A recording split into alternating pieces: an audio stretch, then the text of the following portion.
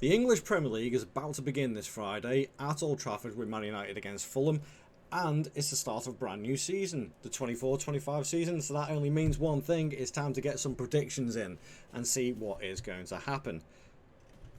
Now, this is going to happen in a little bit of little format that I've made up, so I'm going to do the top 7 predictions first, then I'm going to do the relegation teams, and then I'm going to do a little bit at the end who I think is going to get the player of the year, golden boot, and all that sort of stuff. So without further ado, these predictions are my own predictions, and this is what I think is going to happen in the Premier League this season. So, first place, champions, I believe it's going to be the Gunners at third time lucky. They've missed out the last couple of seasons, very, very close. Very, very good squad. They've bought really well in the summer as well. I do think they are still missing an out-and-out striker, but they still have plenty of goals in the team. I do think they are going to be up there. And I do think it is going to be third time lucky and they're going to be champions. Closely followed in second place by Liverpool. I think we are going to push for a title race again this season. Whether we get it or not, I don't know. Can we take Arsenal all the way to the wire? Maybe, maybe not. Let's see. But this is where things get a little bit interesting. So the last 2 Champions League spots, I am leaving for Newcastle United and West Ham United, the Hammers. Now, Newcastle are a fairly solid team. They've done a little bit of wheeling and dealing during the summertime. If they can stay injury-free, I think they can challenge for the Champions League spot. But I do think that is interchangeable with a couple of teams below them. I'll come to in a second. But my outside bet on who's going to take that number 4 Champions League spot would actually be West Ham. Their transfer window has been insane. They've bought so well and they've strengthened their squad in places that they really, really need to.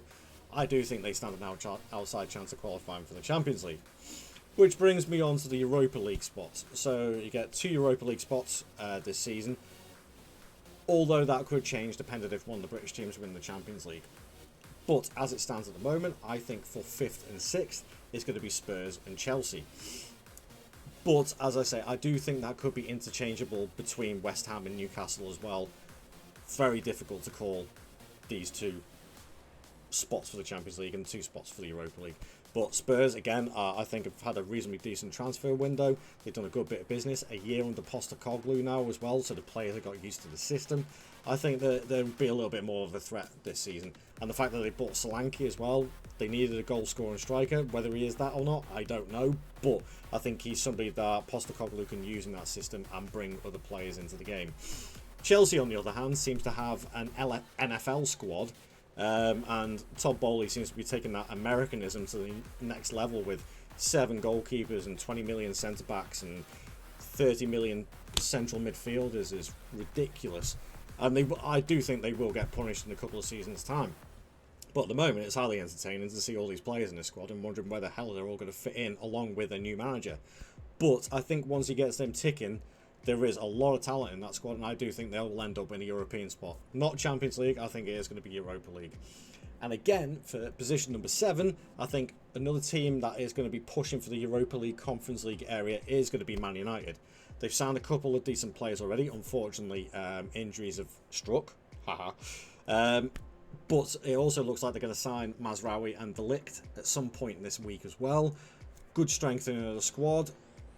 I don't think it's strong enough to qualify for Champions League. I still don't rate Ten Hag that highly, to be fair. But hey, we could have some surprises. We just don't know. We'll see what happens this season. As for the mid-table slots, it's going to be usual suspects. I mean, I even think like sort of a team maybe like Crystal Palace or Brighton could sneak the European spots. But maybe I've played it a little bit safe with the Europa League. I don't know. Relegations wise, well, I think there's a couple of obvious candidates. Ipswich, Southampton. 2 very small clubs. I do think they're going to go back down, because I don't think they've invested enough in their own transfers, and that is going to hamper them.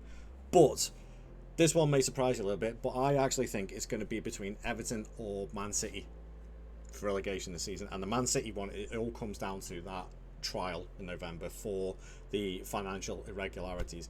Now, if the FA want to hold any sort of backbone and let the supporters keep the faith in the system, they have to punish Man City to the full extent of the law. That means relegation. in my eyes. Whether that'll happen or not, well, watch this space and we'll find out, I suppose. A big points deduction will certainly hamper them, and it could end up relegating them, that's for certain. Let's see.